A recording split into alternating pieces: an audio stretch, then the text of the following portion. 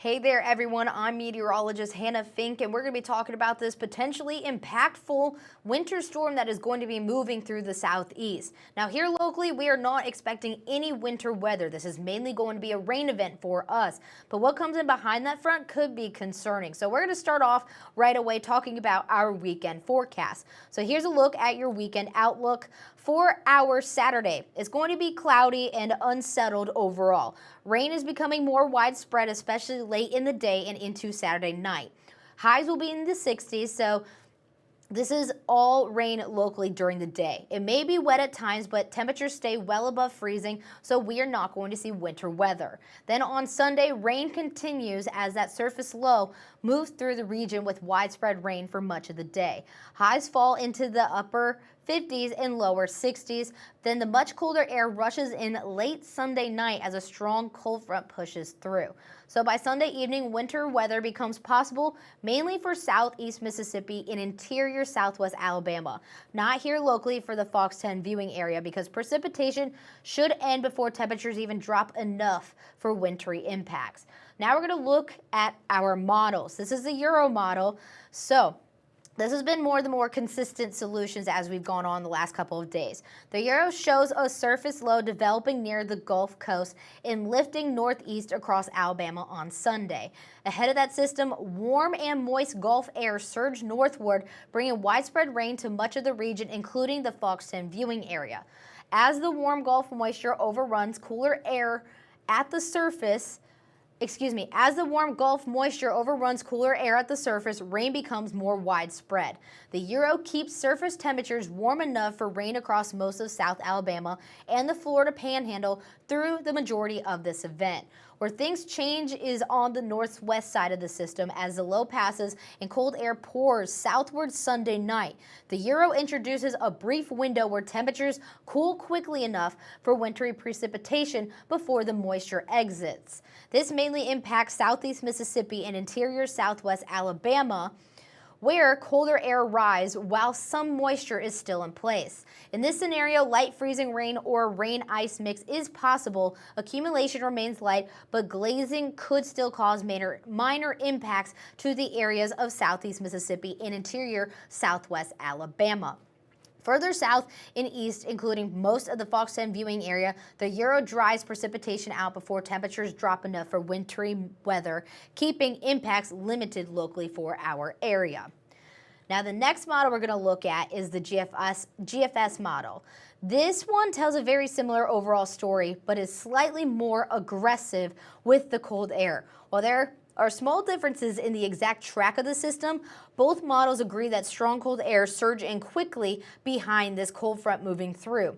That rapid temperature drop is why timing is critical and why the wintry weather threat is mainly confined to late Sunday evening and the northern portions of the area. The GFS still brings strong Gulf moisture northward ahead of the system, producing widespread rain Saturday night into Sunday. However, it allows colder air to surge southward a bit faster behind the low. Because of the faster cold air arriving, the GFS expands the wintry precipitation threat slightly further south and east. Though it remains focused mainly across southeast Mississippi and interior southwest Alabama, in this scenario, rain chances to freezing rain are a bit earlier Sunday evening, and the window for wintry weather is slightly longer. Accumulations are still expected to be limited, but the coverage increases compared to the European model. But even with the colder GFS solution, coastal communities as well as the Fox 10 viewing area remain with rainy conditions, with precip ending before surface temperatures fall below freezing. Now, I keep mentioning Gulf moisture. Why does this matter? Well, the entire forecast hinges on warm Gulf moisture. As long as deep moisture from the Gulf continues flowing north, precipitation remains ongoing. The challenge is the overall timing on how fast the cold air arrives versus how quickly the moisture pulls out. So if moisture leaves first, it's going to be just rain and then cold for our area. But if cold air arrives while moisture is still present, we could see some light freezing becoming possible. But right now, we are only seeing rain for our overall area. So right now, both the Euro and GFS agree with the overlap between cold air and moisture is narrow, which is why impacts are limited and mainly focused north and west of our location. So Wintry precip potential. The highest chance for light wintry precip remains over southeast Mississippi and into interior southwest Alabama Sunday evening. Any ice or snow accumulation looks very limited, but even minor glazing could create slick spots in areas north and west of us. At most, a winter weather advisory may become necessary in areas near our location, and we'll be watching that trend, but right now we are not concerned with any type of winter precip. And here's a look at our winter weather alerts across the entire southeast. So winter weather alerts are expected to expand as the system moves through and update. We saw a lot more winter storm watches through a good portion of northern Mississippi, North Alabama, as well as other locations, as well as Texas, Oklahoma. Well, now we're seeing a lot more of the southeast being introduced to a winter storm warning. That is there in the pink, and then northern Alabama is now under a winter weather advisory, seeing as we're possibly going to get more rain. So this is going to continue to update as we go on into this weekend. And then overall, behind the system is a real story for us. It is going to be cold. Once that system moves out, bitter Arctic air floods the region. So our 7-day highs early next week will struggle to reach the 40s, especially inland. This will be one of the coldest stretches we've seen this winter. But our biggest concern is going to be our 7-day lows and our wind chill values. Overnight lows will be dangerously cold.